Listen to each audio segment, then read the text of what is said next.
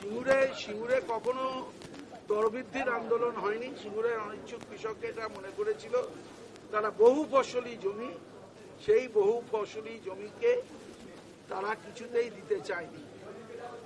বোমা গুলি সিপিএম আর পুলিশকে সঙ্গে নিয়ে এটা জোর করে অধিগ্রহণ হয়েছিল, যার জন্য মমতা বন্দ্যোপাধ্যায়কে সঙ্গে গিয়ে কৃষি জমি রক্ষা কমিটির গঠন হয়েছিল।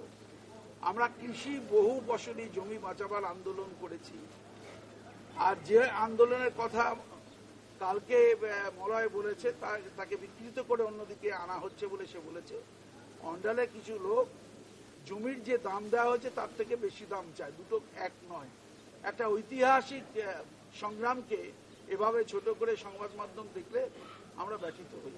স্বাভাবিকভাবেই আমাদের 3 দিন পরে সময় নষ্ট না করে প্রথম মিটিং ডাকা হয় রাজ্য কমিটি এবং জেলা সভাপতিদের সাথে।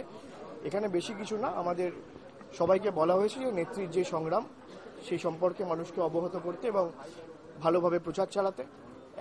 একইভাবে মানুষকে আমাদের প্রচারের মাধ্যমে অবগত করতে হবে যে এই রাজ্য সরকারের 3 বছরের সাফল্যের এবং উন্নয়নের যে পরিকল্পনাগুলো বাংলায় মাথা ছেড়া দিয়ে উঠছে, যেগুলো বাংলার মানুষ কোনোদিন 34 বছরে দেখতে পায়নি, সেই সম্পর্কে ভালোভাবে প্রচার চালাতে।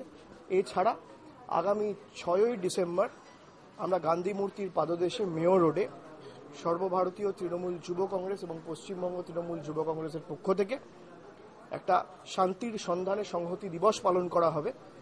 সেইখানে আমাদের দলীয় সব নেতৃবৃন্দ উপস্থিত থাকবেন।